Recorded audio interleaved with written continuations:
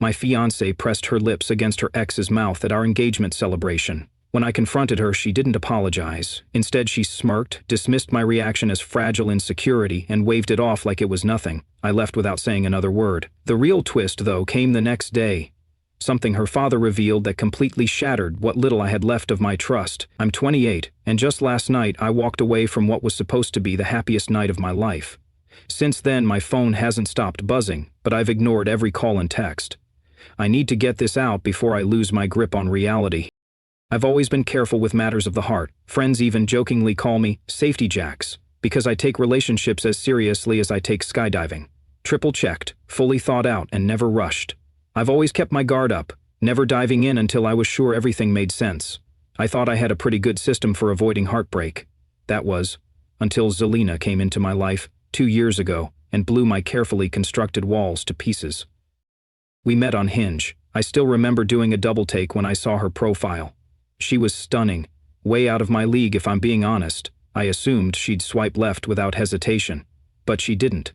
We matched. Our first date? I showed up expecting a polite conversation, followed by polite ghosting. Instead, we talked for nearly 5 hours, laughing and vibing like we'd known each other for years. She was smart, fearless, had this contagious laugh that made you forget your problems, and she carried herself with a kind of natural confidence that drew people in. I fell for her almost instantly. What surprised me most was how quickly things progressed. Normally I like to take things slow, but with Zelina, everything just felt right. Within 8 months we were living together. That was a personal record for me. No one else had ever gotten that close, that fast. Nearly 2 years into our relationship, I'd decided to propose. I chose her favorite hiking trail, one that led up to a scenic overlook she adored. As we reached the summit, I got down on one knee. She cried and said yes, and a couple of passing hikers even snapped photos for us. It felt like a dream. But that perfect illusion started cracking sooner than I expected. Zelina comes from a well-off family, not billionaires, but definitely on the country club and annual Europe trip side of life. Her dad, Takis, is the kind of man who wears a blazer just to sit on the patio. He owns a successful financial advisory firm that handles retirement accounts for companies across our state, and he never misses a chance to remind me that, in his eyes, I'm not good enough.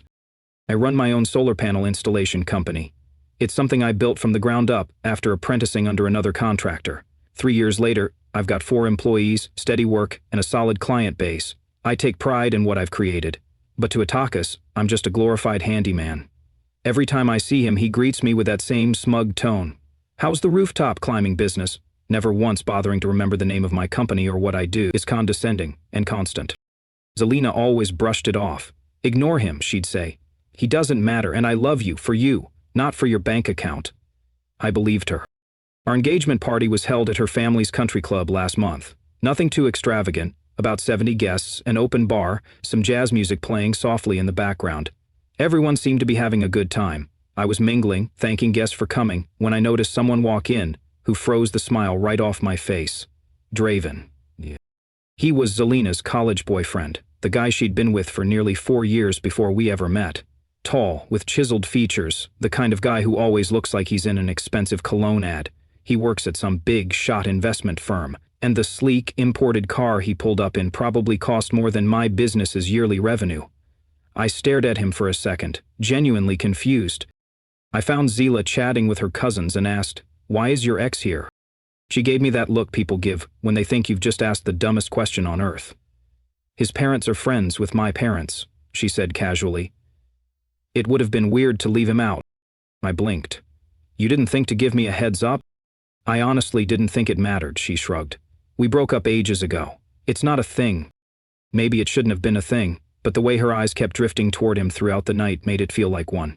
I tried to play it cool. I made small talk, laughed at bad jokes, and smiled through every patronizing introduction her dad made. "This is Jax, Zelina's fiancé. He's in the solar industry." His golf buddies chuckled like it was a punchline. About an hour in, I realized I hadn't seen Zelina in a while. At first, I assumed she was off catching up with relatives or powdering her nose, but 20 minutes passed and she still hadn't returned. I started making rounds, checked the patio, the bar, the reception area, asked one of her bridesmaids if she'd seen her. Nothing. There was a hallway leading to a quieter section near the coat room. I decided to check there. That's when the ground dropped out beneath me. As I turned the corner, I saw her. Zelina, my fiancée, standing in a shadowed alcove near the coat room with Draven. They were close, too close. His hand rested on her waist, like it belonged there, and they were kissing. Not some friendly peck, a slow, familiar kiss, the kind shared by people who've done it before. They hadn't noticed me yet. I stood frozen, my pulse thundering in my ears, my breath caught in my throat like it was trying to keep me from making a sound. I just watched, completely numb. Draven was the first to spot me. He adjusted his tie and smirked like he was fixing his cufflinks after a job well done. No remorse, no shame, just a smug little twitch of the lips. Zelina turned, and her expression made my stomach churn. She looked irritated. Not remorseful, not ashamed, just annoyed. "Jax," she sighed like I'd walked in on her watching TV. "Don't turn this into some big drama." I finally found my voice. "What the hell is going on?" She rolled her eyes. "It was just a quick goodbye kiss. We've known each other a long time. It's not a big deal." My jaw dropped. "You kissed your ex at our engagement party." "It was hardly even a kiss," Zelina said, casually dabbing at her lipstick like she was commenting on the weather, not justifying an intimate moment with her ex in the middle of our engagement celebration. "We dated for 4 years, Jax. We're still friends. Don't be so sensitive." Her tone wasn't apologetic. It was dismissive, almost rehearsed. Before I could even respond, Draven shoved his hands into his pockets with a smug smirk and chimed in. "Yeah, man, we were just reminiscing, nothing to freak out about." That's when something inside me switched off like a light. I didn't feel anger or panic. I felt distance. Like I was no longer standing in that hallway, witnessing my fiancé betray me. It felt like I was watching a scene play out in a movie, and I had no control over the script. I simply nodded, turned away from both of them, and walked off in slow motion. I heard Zelina's voice behind me. "Jax, don't you dare make a scene right now." Her tone was commanding, like I was the one creating drama in this situation. But I didn't say a word. I didn't look back. I walked through the main event space, filled with guests and laughter, ignoring every face turned my way, every curious glance. I went straight to the coat check, grabbed my jacket and walked right out the doors. As I reached the parking lot, my phone began to buzz like crazy. Texts, notifications, calls, all incoming like a swarm of wasps. The messages hit me like a barrage of emotional grenades. "Where did you go? Answer your phone. You're being ridiculous. My dad is asking where you are. Jax, this is so embarrassing." One after another, each one more tone-deaf than the last. There was not a single word of apology, no acknowledgement of what she'd done. Only anger at my reaction, at my refusal to stay and play nice.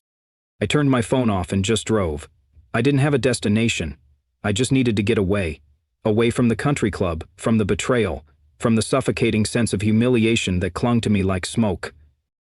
Eventually, I pulled up to my friend Kai's apartment. He opened the door, took one look at me, and knew immediately that something was very wrong. "What happened, man?" he asked, stepping aside to let me in. We sat on his balcony, the city buzzing below us, and I told him everything, every detail. He didn't interrupt. He didn't offer quick fixes or half-hearted advice. He just listened, really listened, as I unloaded the weight of everything I'd been carrying. When I finished, he looked at me and asked, "So, what now?" I stared out at the skyline. "I can't marry her," I said, my voice low but certain. Kai nodded. "You can stay here as long as you need." And that's how I found myself crashing on a couch, barely long enough for a kid, let alone someone my height. My thoughts churned endlessly through the night as I tried to make sense of what had just happened and what I needed to do next. The next morning, my phone came back to life like a beast awakened from hibernation. Calls, texts, and voicemails from Zelina and her father flooded in. Watching her messages roll in was like watching someone spiral through every stage of grief in fast forward. It started with rage. "How dare you walk out and humiliate me in front of everyone?" Then came shame. "My dad's furious. He says you owe me an apology." After that, denial took over. "You misunderstood what you saw," followed by bargaining. "It wasn't like that. It didn't mean anything. Draven doesn't matter."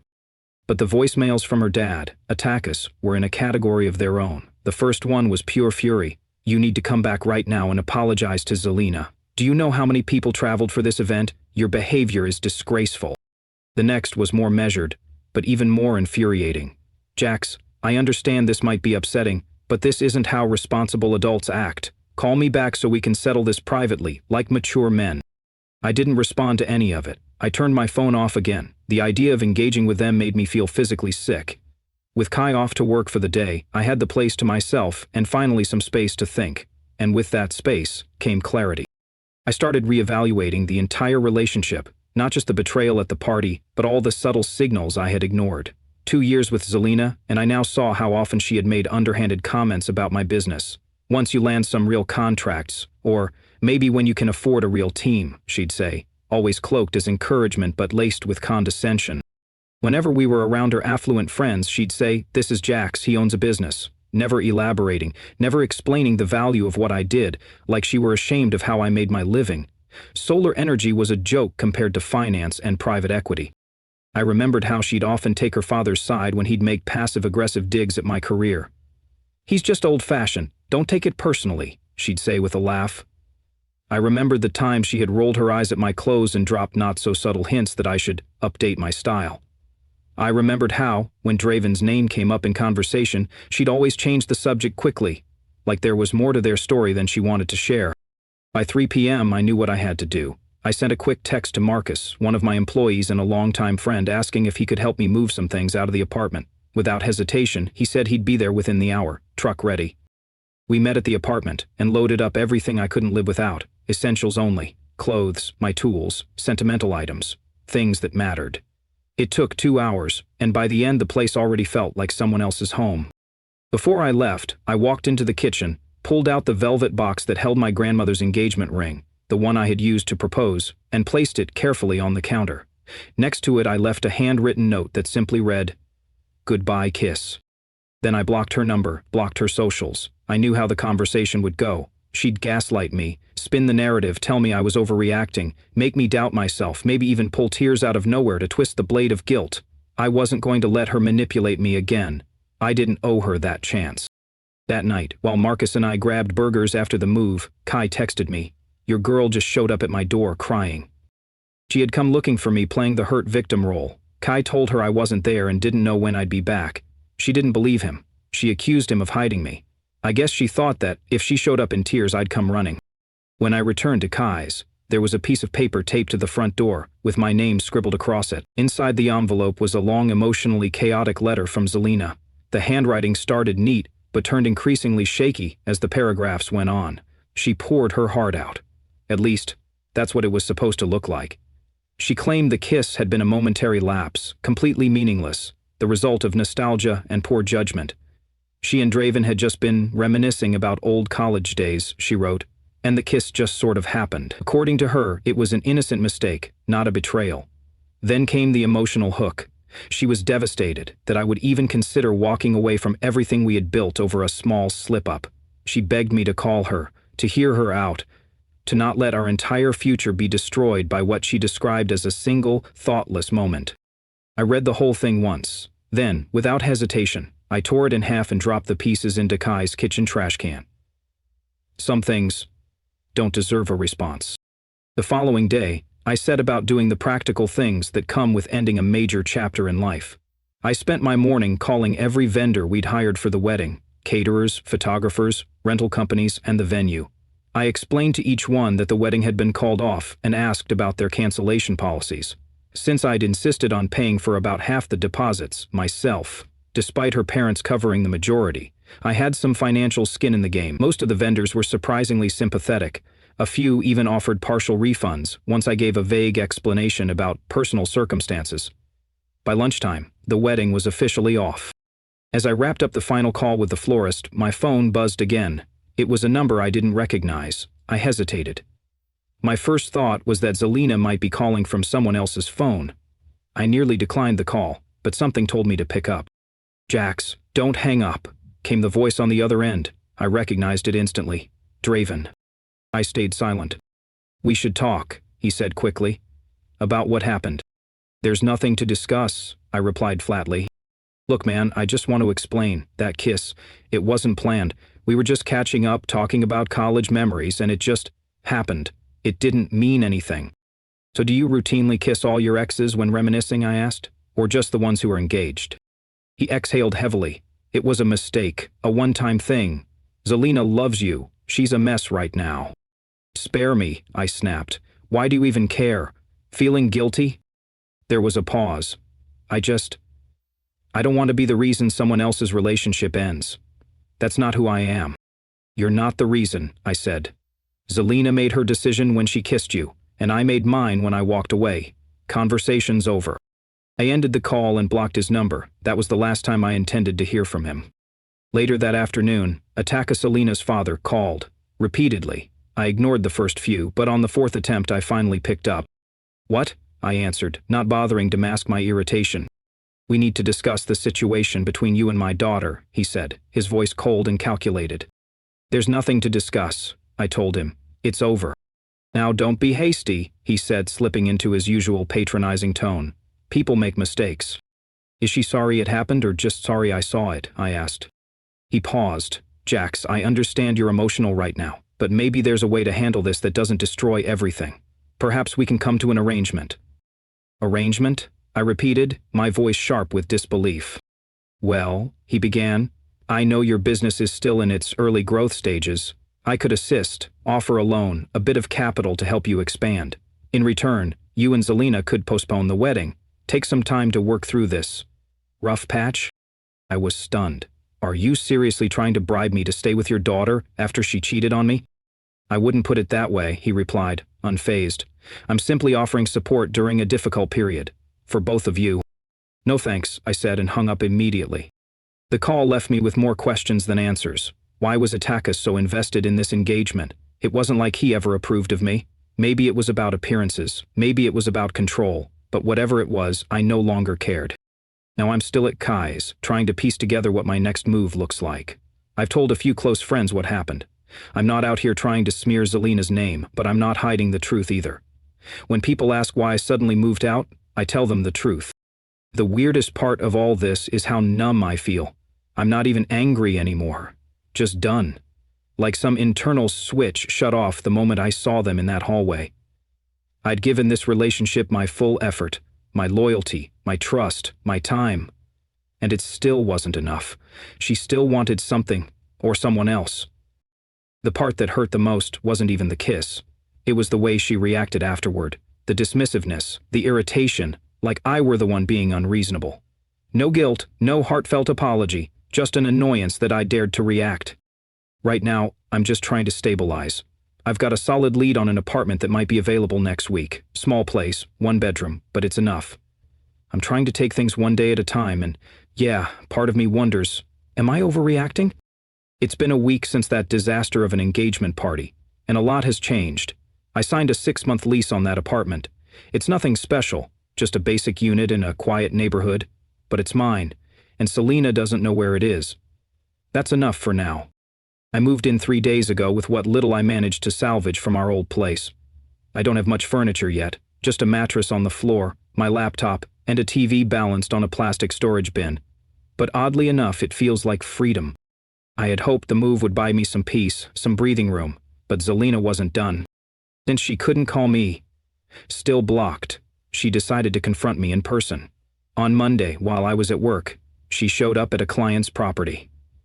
We were installing solar panels on a suburban home when her blue Audi pulled into the driveway. I was on the roof with 2 of my guys when Marcus, down below, called up, "Hey boss, someone's here to see you. Looks like your fiancé." Ex-fiancé, I corrected as I made my way down the ladder. Zelina was standing there in a designer dress and high heels, looking like she belonged at a cocktail party, not on a construction site. Her presence turned heads, including the homeowner, who had stepped outside, probably wondering why a woman dressed like a fashion magazine editor had just interrupted a solar install. "We need to talk," Zelina announced the moment she stepped out of her car, loud enough for half the neighborhood to hear. She didn't care that we were in the middle of a professional job site, surrounded by tools, materials, and 2 of my crew members working on the roof. She just stood there in her heels and designer dress, completely out of sync with everything and everyone around her. I glanced at her, then at the solar panels we were midway through installing. "I'm working," I said, gesturing toward the obvious labor taking place all around us. "You've been ignoring all my messages," she snapped. "You moved out without even telling me. You're being completely ridiculous." I looked at her calmly. "I'm behaving like someone who found his fiancée kissing another man. What did you expect me to do? Pretend it didn't happen?" She hesitated, glancing at the homeowner, an older woman, who stood near the porch, watching with curiosity that was slowly turning into concern. Zelina lowered her voice just a bit. That was nothing. A stupid moment. One kiss, Jax. You're really going to destroy everything we've built over a kiss? I stared at her. If it was so meaningless, why do it at all? We were just catching up, she said. Draven leaned in. I didn't plan for it. It just happened. It meant nothing. The excuses felt rehearsed, like she'd been practicing them in a mirror. My silence must have unsettled her, because I didn't say anything. I just turned and started walking back toward the ladder, ready to get back on the roof and finish the workday. So that's it, she called after me. 2 years together, and you're just done? I stopped and turned. Yup. Her face twisted. Unbelievable, she muttered, crossing her arms. Then came the venom. You know what? Maybe it's for the best. I was settling anyway. That got my attention. I turned back to her fully. Settling? She threw her arms out dramatically. Look at you, climbing around on rooftops, driving that beat-up truck, living paycheck to paycheck. Do you really think that's the kind of life I imagined for myself? That's not the kind of man I deserve. I didn't raise my voice. I didn't flinch. I just smiled slightly. You're right. You don't deserve a man like me. Her confidence wavered, like she hadn't expected me to agree. I stepped closer, not threatening, but steady. You deserve exactly what you're getting, I said softly, and I deserve someone who values me, not someone who sneers at how I earn my living. Behind me, the older woman watching the whole exchange gave a quiet ooh, like she was witnessing a soap opera unfold on her front lawn. Zelina's face turned red. You'll regret this, she spat. No one is ever going to love you like I did. That's what I'm counting on, I said. Then I turned around and walked back to my crew. All right, guys, let's get back to it. These panels won't install themselves. As I climbed the ladder again, I heard the slam of her car door and the aggressive roar of her engine as she peeled away. The homeowner came over, placed a gentle hand on my arm, and said with a half smile, Sweetheart, I think you just dodged a bullet. I managed to chuckle, but inside my mind was reeling, her words, her disdain for my work, her entitlement. Had she always felt that way? Had she always looked down on me but kept it hidden behind that smile? That evening, as I sat on a folding chair in my barely furnished apartment, a text came through from an unknown number. Hi Jax, my name's Nix. We haven't met, but I think we need to talk. I'm Draven's girlfriend. I froze. Draven has a girlfriend? The same Draven who kissed my fiancée at our engagement party? Curiosity won out over suspicion, I replied, and we arranged to meet for coffee the next day. Nick showed up at the cafe looking like someone straight out of an indie fashion catalog. Purple hair, tattoos, vintage earrings. She didn't waste a second on small talk. Draven's been cheating on me with Zelina for months, she said, pulling out her phone. I found their texts last week. She showed me screenshots, dozens of them. Messages filled with innuendo, hotel meetups, coded plans, and even outright explicit exchanges. Some of it dated back at least 4 months, if not longer. In one message dated just 2 weeks before our engagement party, Zelina wrote, Jax's contractor network is gold for launching my design business. Once it's stable, we'll figure things out. My stomach turned. It wasn't just infidelity. She was using me. She'd seen my business connections, contractors, builders, property managers, as a shortcut to start her own company. Everything I had worked to build over the years, she saw as leverage. How'd you find all this? I asked. Nix sighed. Draven left his iPad logged in at our apartment. I wasn't snooping, I was just trying to open Netflix, and the messages popped up. Once I saw the name Zelina, I couldn't look away. She showed me more: hotel bills, restaurant charges on their shared credit card, even a booking for the night before the engagement party. The kiss I witnessed? It wasn't a spontaneous mistake. It was part of a long pattern. The night before our party, he'd told Nix he was meeting a client. In reality, he was with Zelina at a hotel. Everything suddenly made sense. The late nights, the vague explanations, the way she'd put her phone face down when I walked into the room, her defensiveness. The puzzle pieces were finally fitting together. I'm sorry, Nix said. I just thought you should know. Don't be, I replied. Honestly, thank you. You just confirmed I made the right decision. Nix nodded. I wish I'd found out sooner. I wasted 3 years on him. 3 years, I repeated. So he was with you the entire time I was with Zelina?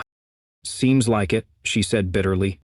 We sat a while longer, comparing notes. Between us, we found at least 15 to 20 dates when they claimed to be elsewhere but were in fact together. It was surreal, piecing it all together like detectives in a betrayal mystery. After parting ways with Nix, my phone rang again. This time it was Senna, Selena's friend. We'd always gotten along, so I was surprised to see her name pop up. "I can't believe what she's telling people," Senna said, almost breathless. "What do you mean?" I asked. "She's telling everyone you were possessive and jealous, that she's glad you broke up with her because you were controlling." I wasn't even surprised. Disappointed, sure, but not surprised. "It's total crap and I know it," Senna said, her voice sharp with conviction. "I can't sit back and listen to her lie to everyone anymore. That's why I'm calling you, Jax." I sat up straighter on the couch, phone pressed tightly to my ear. "You suspected her and Draven?" "I had my suspicions," she admitted, "but I didn't have proof. That is, until about 2 months ago. Zelina told me she was going to visit her mom for the weekend, but I happened to be at a restaurant with friends and saw her there. With Draven. They were sitting close, sharing food, laughing. It didn't look platonic." "What did she say when you confronted her?" "She got super defensive," Senna said it was just a casual catch-up and made me swear not to tell you anything. I didn't want to cause drama without knowing the whole story, so I kept quiet. But I shouldn't have. So even her friends knew something was up. It was all unraveling now, thread by thread. "There's more," Senna continued hesitantly. "She's throwing a party this weekend." I blinked. "A what?" "A freedom party," she said with obvious distaste. "It's at that new club downtown. She's invited just about everyone and is calling it her official celebration of dodging a bullet. She even made it public. The whole thing's a stunt." I let out a hollow laugh. "Classy, and Draven is going to be there. As her date," Senna confirmed. "I thought you'd want to know what she's telling people." "Thanks," I said. "Appreciate the heads up." "I sent you an email," she added, "an actual invite, just so you can see for yourself."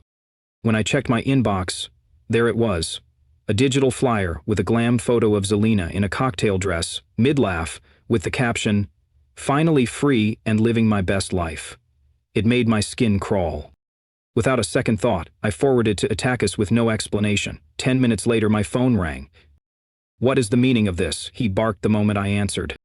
"Just thought you might want to see how your daughter's spending her weekend while you're busy trying to salvage her engagement," I replied calmly. "Where did you get this invitation?" "Does it matter?" I said flatly. "Your daughter is openly celebrating our breakup, and she's doing it with the same guy she was locking lips with at the engagement party you threw." There was a pause, long, cold, then he muttered, "This is unacceptable. After everything I've done," and hung up before finishing the thought. That phrasing stuck with me. After everything I'd done, something wasn't adding up. The bribes, the desperation, the veiled threats. I needed answers. So I called my friend Raven. She's a business journalist who always has her finger on the pulse of the city's financial underbelly. "Hey Raven, quick question," I said. "You heard anything unusual about Bennett Financial Advisors lately?" There was a pause. "Wait, you didn't hear?" "Hear what?" "They're under investigation. State regulators. Quiet but serious. Internal compliance problems. Client accounts. Portfolio mismanagement. Nothing public yet, but a few big clients are already pulling their money." My heart pounded. "That's very interesting. Why are you asking about them?" I gave her a brief rundown, just enough to explain without opening a floodgate. And suddenly, everything clicked. Of course. That's why Attakis was desperate to keep me tied to Zelina. A big, lavish wedding would scream stability, a perfect smokescreen while his empire was quietly crumbling. He didn't care about love or family. He needed optics. I ended the call with Raven and immediately texted Attakis. "I know about the investigation." No reply. For an hour, nothing. Then the doorbell rang. I checked the peephole and nearly laughed. There stood Attakis Bennett in a tailored suit outside my humble apartment. How he found my address, I didn't know. But I guessed when you've got money and connections, tracking someone down isn't too hard. I opened the door but didn't invite him in. "Jax," he said, all smooth charm, like he hadn't tried to manipulate me just days ago. "I think we got off on the wrong foot. May I come in?" Against my better judgment, and I still don't know why, I stepped aside and let him in. He looked around my small, underfurnished place like it was a science exhibit. Mattress on the floor, folding table, 2 mismatched chairs, bare walls. I watched his expression tighten as he tried not to react. "I understand you're upset with Zelina," he began, sitting gingerly like my chair might collapse. "What she did was Disappointing. I snorted. Yeah, catching your fiancée kissing another man at your engagement party is very disappointing. Theo pressed on, ignoring the sarcasm. But we all make mistakes. And I know for a fact she regrets it deeply. This doesn't have to be the end. I stared. Cut the act, Atakas. Why are you really here? He sighed, as if I were the one being difficult. Look, our families were going to be joined. I still consider you nearly family. And I'd hate to see someone I respect struggle with a growing business when I could offer support. My business is fine, I said in a tone reserved for toddlers. It could be better, he said, leaning forward. I have connections. High-end clients are looking to go solar. People who could change your entire trajectory. And in return, I asked. He smiled. A second chance for you and Zelina. A fresh start. People reconcile every day. I shook my head. Yeah, that's gonna be a no for me, dog. His face changed. The polished mask cracked. I was trying to be reasonable, he said coldly, but since you brought up the investigation, just know that information, if leaked, could be catastrophic, not just for me. My eyes narrowed. Are you threatening me? Ugh. It's not a threat, he said. It's a reminder. We all have weak points. For example, your solar supplier? They finance their inventory through a partner firm of mine. One word from me and those credit lines could get complicated.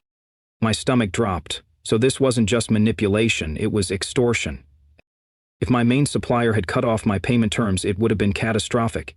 Everything I'd worked for, the business I started from scratch, the team I built, the reputation I earned, it would all have been hanging by a thread. So I looked Atakas square in the eyes and said, so this is the real you, huh? Threatening someone's entire livelihood just because your daughter can't keep her promises? Your real father of the year material. He didn't even blink.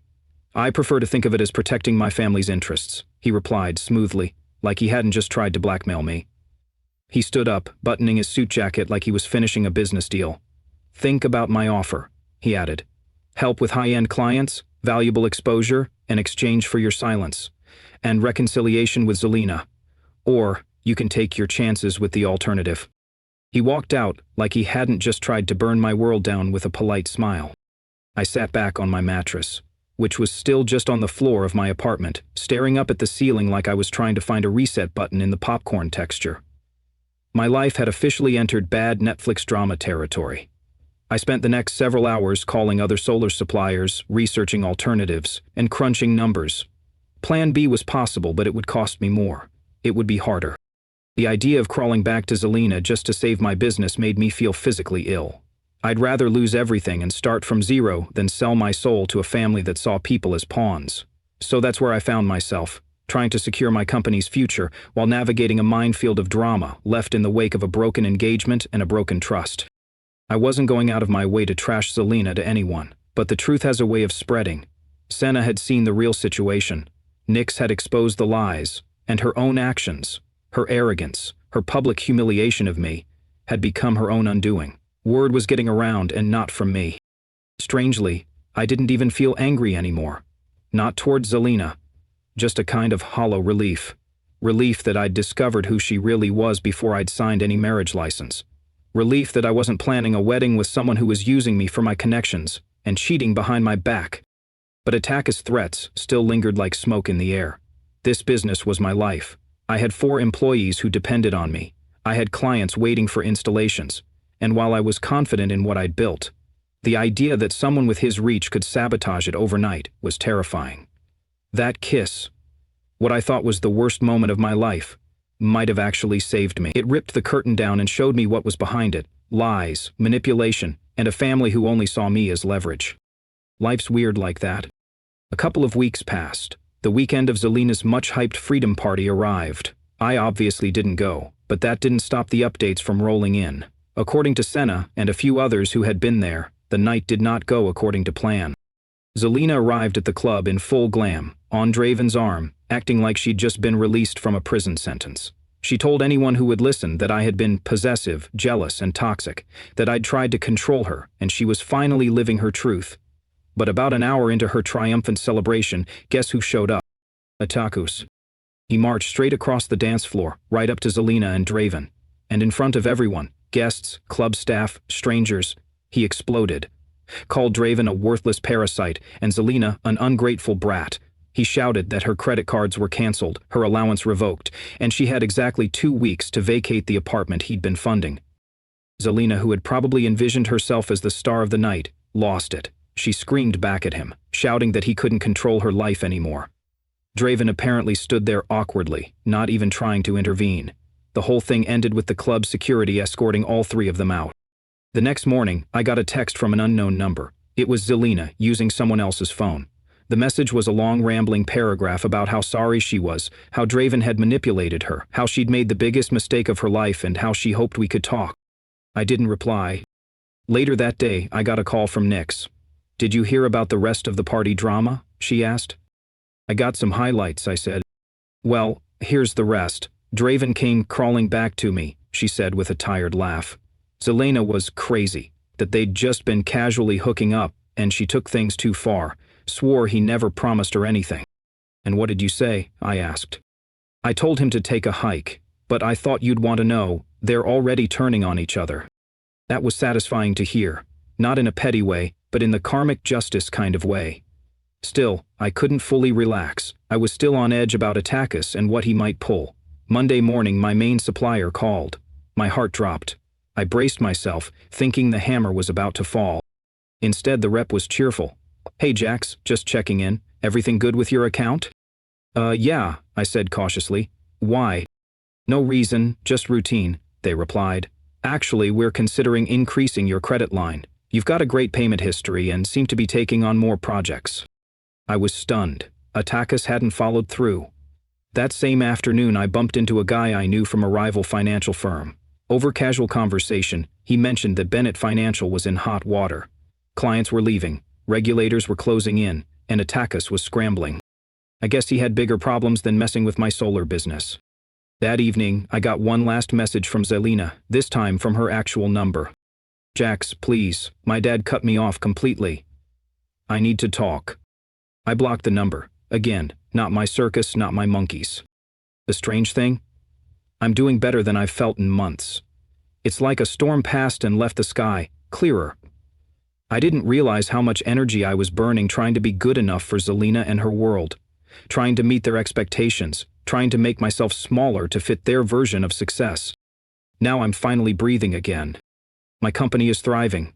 I've got a great new apartment, a loyal dog who thinks I'm a superhero, and the spark of something new with someone named Echo, someone who actually asks about my day and listens when I talk. It's early, but it feels real. A month ago, I was planning a wedding. Today, I'm building a life that's genuinely mine. And if Zelina hadn't cheated, I might have married someone who never loved me, just loved what I could do for her. Funny how life works out.